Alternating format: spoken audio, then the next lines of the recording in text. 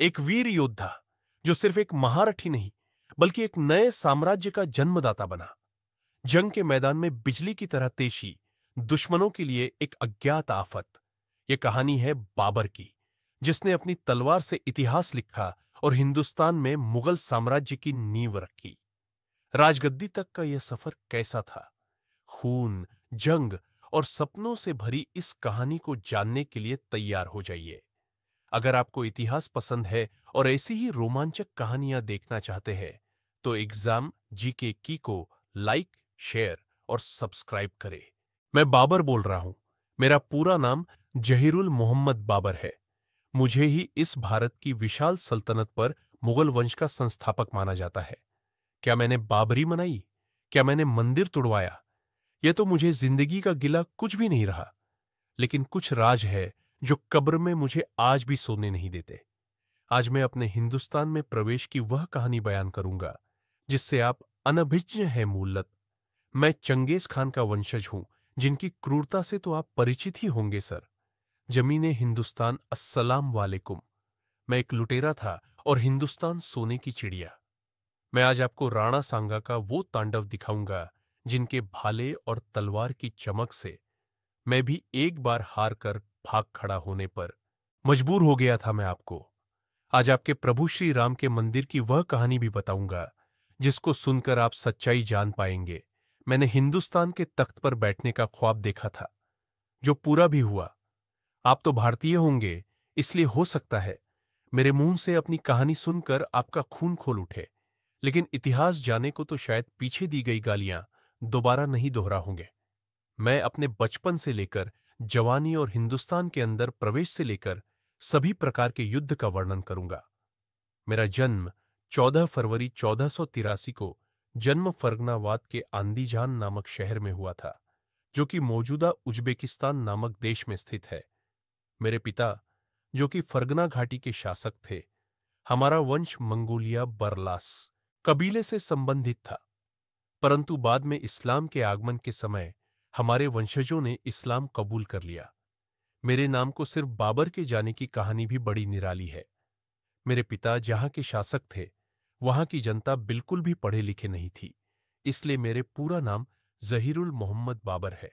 याद रखने में कठिनाई न हो, इसलिए सिर्फ बाबर के नाम से पुकारा जाने लगा। महज 12 वर्ष की आयु में मेरे पिता का निधन हो गया और मैं अनाथ हो गया। उसी समय महज 12 वर्ष की आयु में उसे फरगना घाटी के शासक का पद सौंपा गया। लेकिन यह बात मेरे चाचा को रास नहीं आई और फिर मुझे गद्दी से हटा दिया गया। मैं दर दर की ठोकरें खाने के लिए मजबूर हुआ। मैंने कई साल छुपकर निर्वासन में अपना जीवन बिताया। फिर अपने खास सैनिकों और कुछ रिश्तेदारों के सहारे मैंने 1496 में उज्बेक शहर समरकंद पर आक्रमण किया और 7 महीने के बाद उसे भी जीत लिया। इसके पश्चात मैंने अपनी मातृभूमि फरगना घाटी को फिर से अपने अधिपत्य में लिया। परंतु नी को कुछ और ही मंजूर था। मैंने सपने में हिंदुस्तान के संख दौलत हाथी, घोड़े, सोने चांदी दिखने लगे और फिर छोटे मोटे युद्धों में मैंने अपनी फरगना घाटी के साथ साथ समरकंद भी खो दिया। फिर मैंने हिंदुस्तान का रुख किया। सर्वप्रथम मैंने इस क्रम में बड़ी मात्रा में बदख्शण प्रांत के ताजिकों को अपनी सेना में भर्ती किया। सन 104 में हिंदू कुश की बर्फीली चोटियों को पार करके मैंने घमासान क्रूर युद्ध करके काबुल पर अपना नियंत्रण स्थापित किया। इसी दौरान मुझे एक पुत्र रत्न की प्राप्ति हुई। मैंने उसका नाम हुमायूं रखा, जो आगे जाकर दिल्ली सल्तनत पर अपना परचम लहराएगा। वो आगे बताऊंगा। काबुल के इस छोटे से भूभाग को संभालते हुए मैंने कई छोटे मोटे युद्ध लड़े। किसी में जीत हुई तो किसी में मुझे हार का सामना करना पड़ा, लेकिन मेरी नजर हमेशा दिल्ली सल्तनत की ओर थी। उस समय दिल्ली पर इब्राहिम लोदी का शासन हुआ करता था। मैंने कई बार पत्र भेजकर इब्राहिम लोदी से अपनी इच्छा प्रकट की। मुझे बस दिल्ली अपने झंडे के अंदर अपनी सल्तनत का भाग बनी हुई दिखती थी।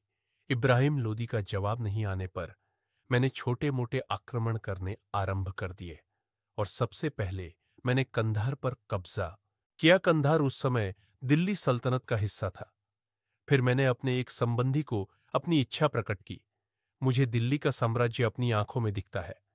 फिर क्या था, मैं और मेरे संबंधी, जिनका नाम शाह इस्माइल था, हम दोनों ने मिलकर बारूदी फौज तैयार कर ली, जो कि आज की दृष्टि में मिसाइल की संख्या दे सकते हैं। उस जमाने की युद्ध प्रणालियों में बारूद का इस्तेमाल बस शुरू ही हुआ था। मैंने सांख्य बारूद से चलने वाली तोपों का निर्माण कराया और उनको अटू और घोड़ा गाड़ी से चलने के लायक बनाया। इधर मैं युद्ध की पूरी तैयारी कर रहा था।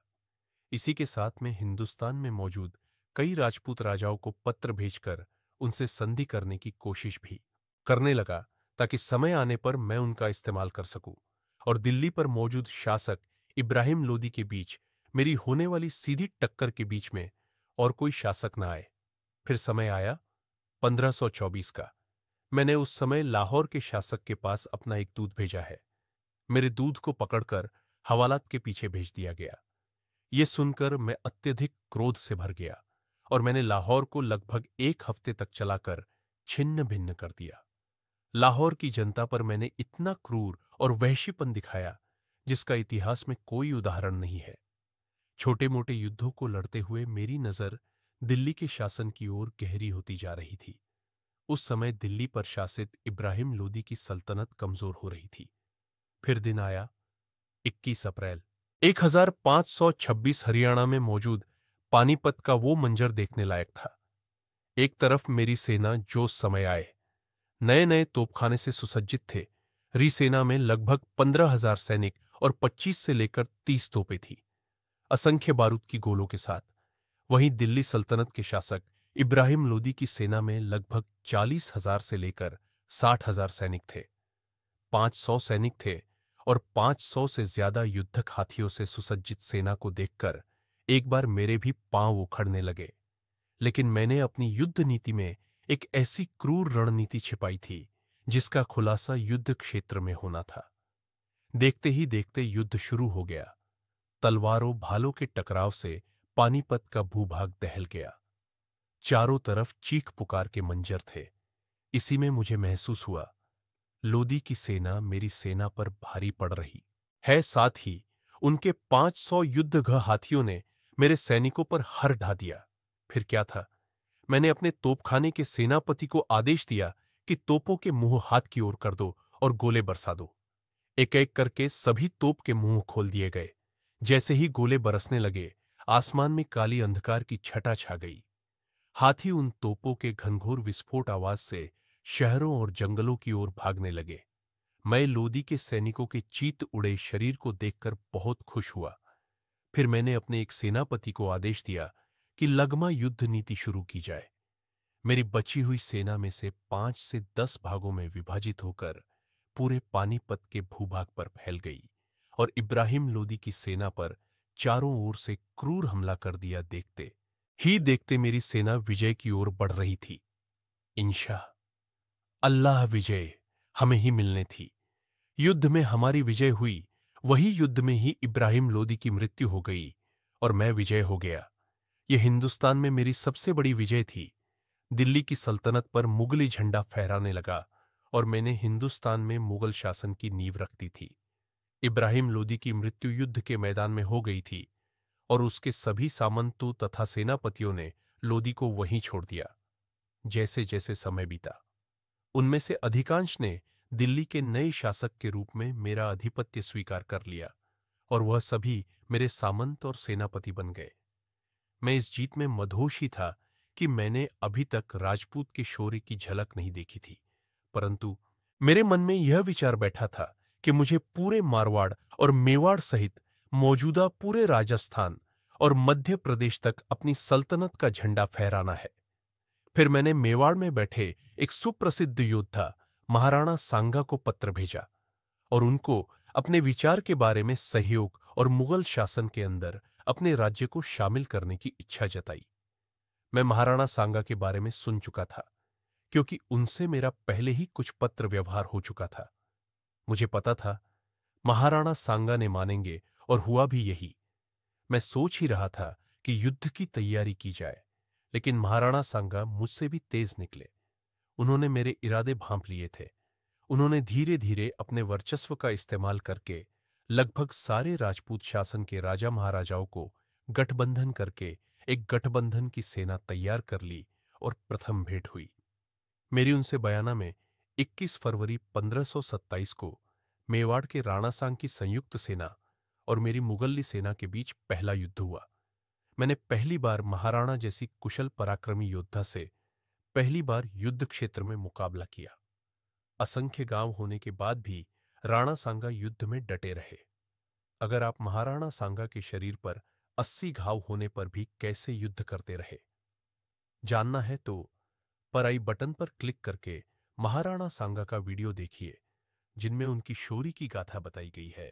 कुछ देर में महाराणा के सामने मेरी सेना के पांव उखड़ने लगे और मेरी सेना भाग खड़ी हुई। मेरी क्रूरता से भारत का हर वीर योद्धा परिचित था, जिसके चलते भारत के समस्त शासक और मेवात के नवाब जैसे शासक भी महाराणा सांगा के साथ इस युद्ध में कूद पड़े। इस भीषण युद्ध में राणा सांगा के वीर योद्धाओं ने इस प्रकार से युद्ध लड़ा जैसे कि रण में स्वयं महाकाल उतर आए हो। अंततः इस युद्ध में विजय श्री महाराणा संग के मस्तक पर जय का तिलक लगा और मेरी सेना उल्टे पांव भाग खड़ी हुई। लेकिन मैं शांत नहीं था। एक युद्ध हारने के बाद मैं भी खतरनाक और खुखार हो गया था। फिर अगले युद्ध की तैयारी करते हुए मैंने अपने सैनिकों में इस्लाम का जोश भरा। काफिरों के प्रति घृणा का जहर भरने के बाद मैंने इस्लामिक रूल लगाते हुए जन्नत की बातें बताई और इस्लाम में शराब की पाबंदी की तरह अपनी सेना में शराब पर पाबंदी लगा दी। ऐसे ही मैंने मुस्लिम सैनिकों के परिवार पर लगने वाले टैक्स से उन्हें मुक्त कर दिया। और फिर दिन आया 16 मार्च 1527। राणा सांगा और मेरी सेना का फिर से आमना सामना हुआ। आगरा से 35 किलोमीटर दूर खानवा गांव में यह पानीपत के बाद दूसरा सबसे बड़ा युद्ध था जो मैंने लड़ा था। यह युद्ध देखा जाए तो महाराणा ने मेवाड़ और पूरे राजपूताना साम्राज्य की सुरक्षा के लिए लड़ा था। वहीं मैंने अपने दिल्ली साम्राज्य को और बढ़ाने के लिए लड़ा था।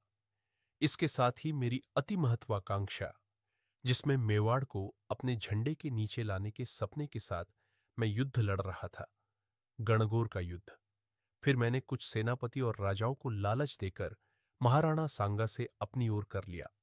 महाराणा सांगा को अपनी रणनीति बदलनी पड़ी। अपने शरीर पर कई घाव होने के बावजूद वो युद्ध क्षेत्र से हटे नहीं थे। महाराणा प्रताप के सामंत रिश्तेदारों और उनकी सेना में शामिल राजाओं ने धोखे से महाराणा सांगा को युद्ध के मैदान से बाहर कर दिया। ऐसा कहा जाता है मैंने खानवा का युद्ध जीत लिया था, लेकिन यह कहने में अतिशयोक्ति नहीं होगी। यह युद्ध बिना किसी निर्णय के समाप्त हुआ था। इस युद्ध के बाद मैंने मेवाड़ की तरफ अपनी सेना कूच करने का आदेश तक नहीं दिया।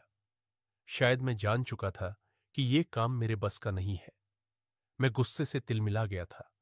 इन काफिरों पर, इन मेरे साम्राज्य और आसपास फिर से मेरी सेना के साथ युद्ध किया।